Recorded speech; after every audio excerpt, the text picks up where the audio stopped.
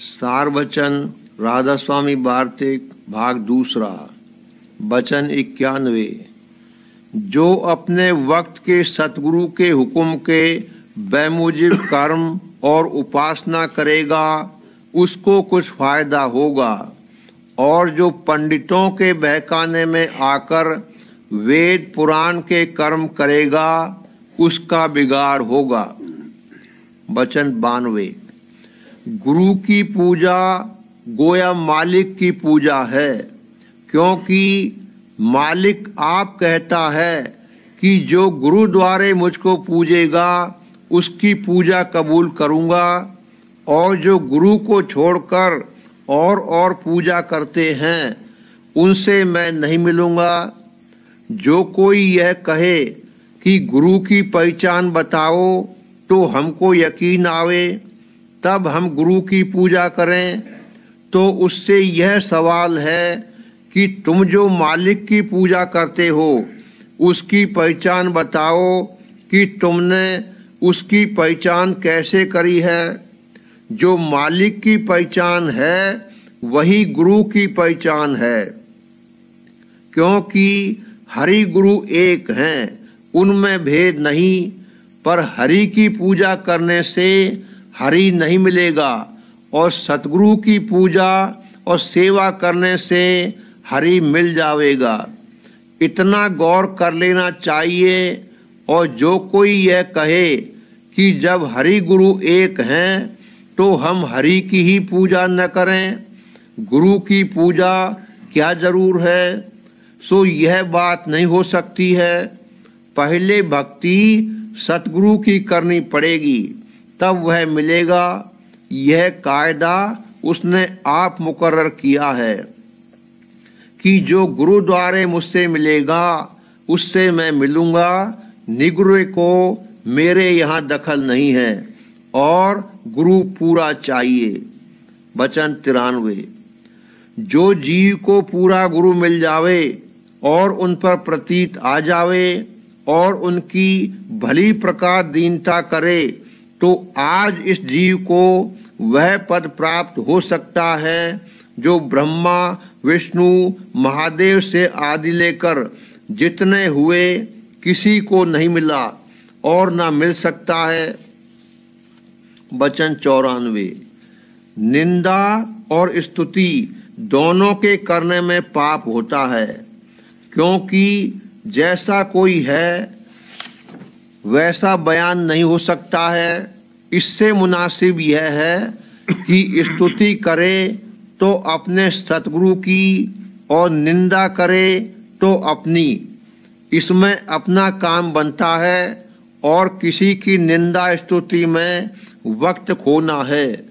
पर एक जगह के वास्ते मना नहीं है कि कोई अपना है और किसी के बहकाने में आ गया है या आया चाहता है, उससे कह देना जरूर है कि यहाँ से तुमको फायदा नहीं होगा, यह जगह धोखे की है। इसमें पाप नहीं है, पर हर एक से कहना जरूर नहीं। वचन 95।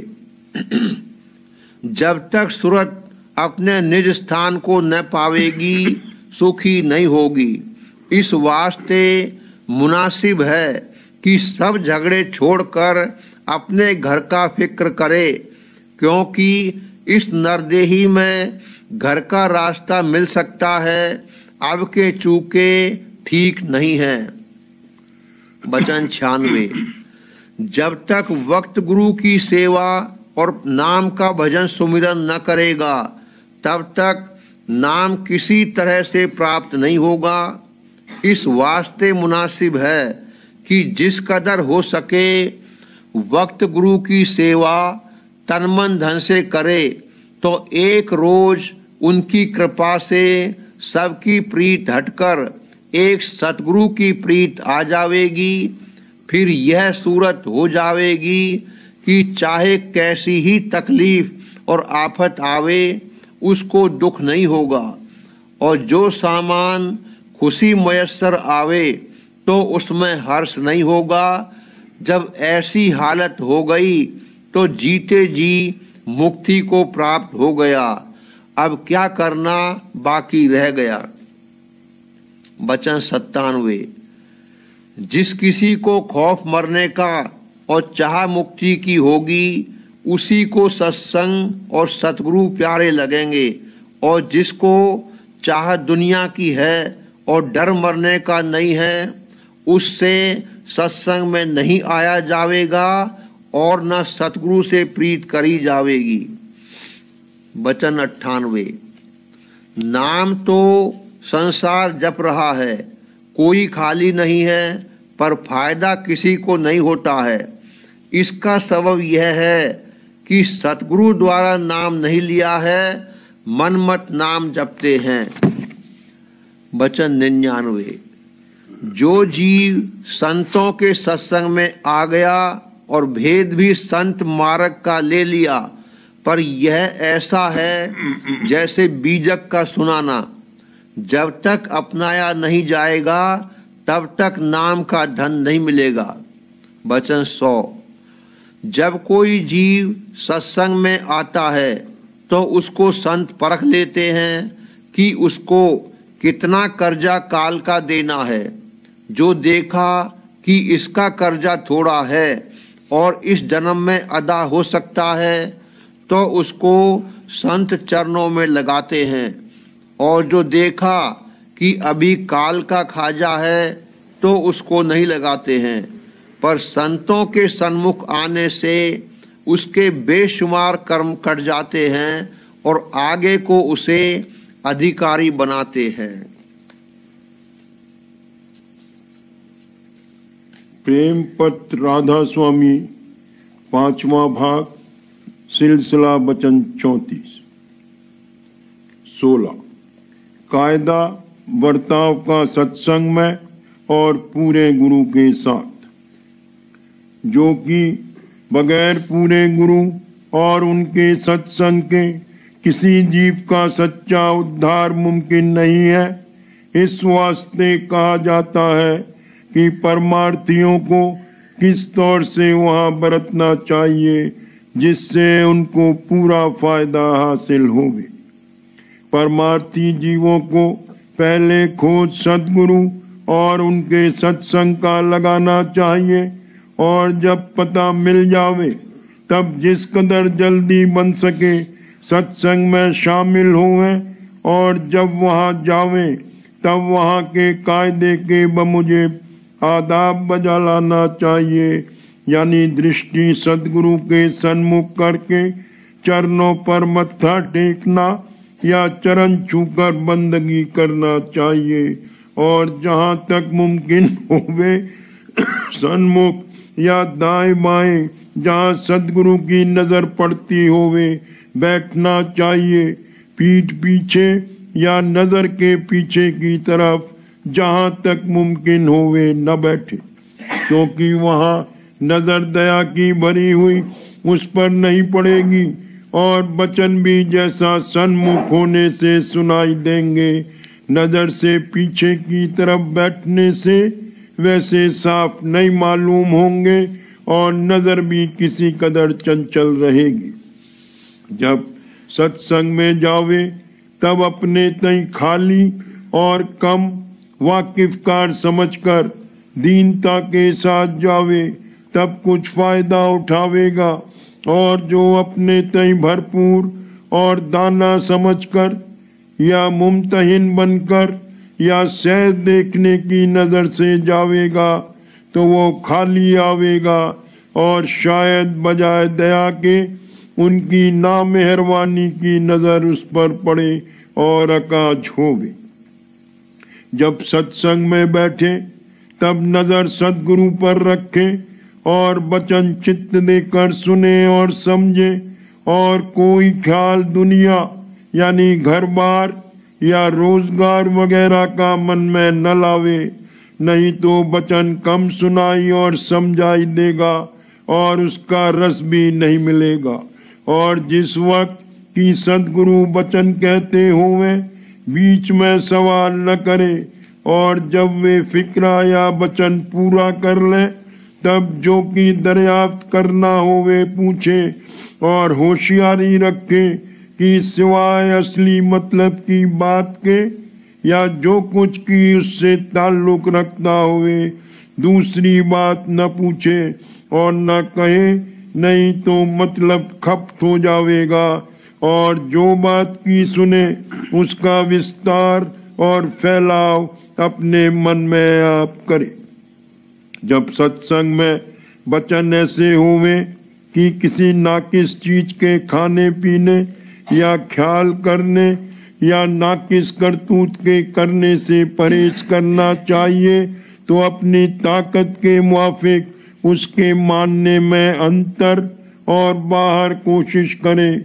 और जो बातें नहीं सुनाई देवें उनको जहाँ तक मुमकिन होवे याद करे और बात सत्संग के उसका मनन करके हृदय में बसाता जावे। फिजूल और बेमतलब की बातचीत न करे और दुनिया की खबरें सत्संग में न सुनावे और न दुनिया के बड़े आदमी और अमीरों और राजाओं की कथा कहे और न उनके व्यवहार और चाल चलन की बातों का जिक्र करे और न कचहरी दरबार के मामलों और मुकदमों और लड़ाई झगड़ों का जिक्र करे और अपनी बिरादरी और रिश्तेदारों के व्यवहार और उनके घरों की और शहर की चीजों का वर्णन न करे, क्योंकि ये सब कारखाने मलिन हैं और परमार्थ से उनका कुछ ताल्लुक नहीं है। सत्संग में बैठकर मन को दुनियावी ख्यालों और जिक्रों से खाली करना चाहिए, न कि नई नई चीजों और मतलब से खारिज बातों का उसमें भराव करना और औरों के मन को भी गदला करना। सत्संग में किसी की बुराई भलाई करना नहीं चाहिए और किसी के मामलों या कार्रवाई पर ख्वाह दुनिया या राज दरबार के मुताल्लिक होवे हर्फगिरी या अपनी रायजनी करना मुनासिब नहीं है, क्योंकि सत्संग परमार्थ का घर है, न कि दुनिया के झगड़े रगड़े की कथा या मामलों के फैसले करने की जगह। इस किस्म की बातें बात परमार्थिकता के जहाँ कहीं की होती है वो परमार्थ के अमूल और हितकारी वचनों को भुलाने वाली है। ऐसे संग और सोहबत में परमार्थी को कभी शामिल होना नहीं चाहिए। जो कोई कहे कि विद्या और बुद्धि और चतुराई की बातें करने में कुछ मुजायका नहीं है, इसमें अक्ल और इल्म और बढ़ते हैं, तो उसको समझाया जाता है कि सच्चे सत्संग में विद्या और बुद्धि भुलाई जाती है, न कि उनकी याद दिलाई जावे और तरक्की की तदबीर की जावे। ऐसी कार्रवाई परमार्थी वचनों के मनन और अंतर में भजन और अभ्यास की तरक्की के वास्ते निहायत दर्जे की विघ्न कारक और खलल डालने वाली है और सच्चे परमार्थी को उससे सख्त परहेज करना चाहिए। सद्गुरु और उनके प्रेमी जन को ये सब बातें निहायत नापसंद है और ऐसे लोगों का जो स्वाभाविक ऐसी बातों में बरतते हैं सत्संग में शामिल होना मंजूर नहीं करते। सिवाय इन सब बातों के जिनका जिक्र ऊपर हुआ, सत्संग में बैठकर ऊँघना या सोना परमार्थ की तरक्की में निहायत दर्जे का खलल डालता है और वहाँ के कायदे और अदब के बरखिलाफ है। लेकिन ऐसे लोग जो गहरा सत्संग कर चुके हैं वो अपने मन और सूरत को समेट कर बैठे या एक गोशे पर अलहदा लेट रहे तो उनकी हालत मामूली ऊँघने और सोने वालों से जुदा है। वे गाफिल नहीं होते और न उन पर तमोगुण का गलवा होता है। वे अपने मन और सूरत को समेटे हुए अंतर में एक किस्म का रस लेते हैं और नई ताकत हासिल करते हैं। कभी कभी ज्यादा खिंच जाते हैं, नहीं तो थोड़ी तवज्जो उनकी सत्संग की कार्रवाई या अपनी सेवा की तरफ रही आती है। बाज़े लोग जो पहले दुरुस्ती के साथ अरसे तक सत्संग कर चुके हैं, वो वक्त सत्संग के अपने अंतरी अभ्यास जैसे ध्यान वगैरह में मशगूल हो जाते हैं। जाहिर में बैठे बैठे सोते हुए नजर आते हैं, लेकिन असल में वे होशियार हैं और अंतर में रस ले रहे हैं या चरणों में लय हो रहे हैं और मालूम हुए कि मन और सूरत को समेटकर और ऊंचे स्थान पर बिठलाकर वचन या शब्द सुनने और दर्शन करने का रस और मजा बनिस्बत मामूली तौर से बैठने के ज्यादा मिलता है। मगर ये हालत गहरे सत्संगी और अभ्यासियों की है। नए परमार्थियों को होशियारी से बैठना और आंखें खोले हुए दर्शन करना और चित्त से सुनना और फिर उनका मनन करना लाजिम और जरूरी है। और जो इस तरह कार्रवाई नहीं करेंगे तो गहरे सत्संगियों के दर्जे तक नहीं पहुंचेंगे, बल्कि सच्चे खोजी और दर्दी का निशान यही है कि सत्संग में बहुत होशियार बैठे और किसी वचन का एक लफ्ज भी न जाने देवे, यानी कुल वचन को गौर से सुने और समझे और फिर उसका मनन करे। आरती का कायदा और फायदा। वक्त सत्संग के एक तरीका को समेटे हुए बैठे रहते हैं और अंतर में रस और आनंद लेते हैं। बात खत्म होने आरतियों के हर एक सत्संगी आरती करने वाला अपनी श्रद्धा और ताकत के मुआफिक भेंट पेश करता है और एक या दो या सब आरती करने वाले मिलकर शीरीनी वगैरह बतौर प्रसाद के मंगवाते हैं कि वो आरती के खत्म होने पर कुल सत्संगी और हाजिरान सत्संग में बराबर तकसीम हो जाता है और शुरू आरती में हार चढ़ाते हैं, सो प्रसादी होकर सदगुरु से वापस मिल जाता है और बाद देने भेंट और वापस लेने हार के मत्था टेक कर और दृष्टि जोड़कर बंदगी करते हैं।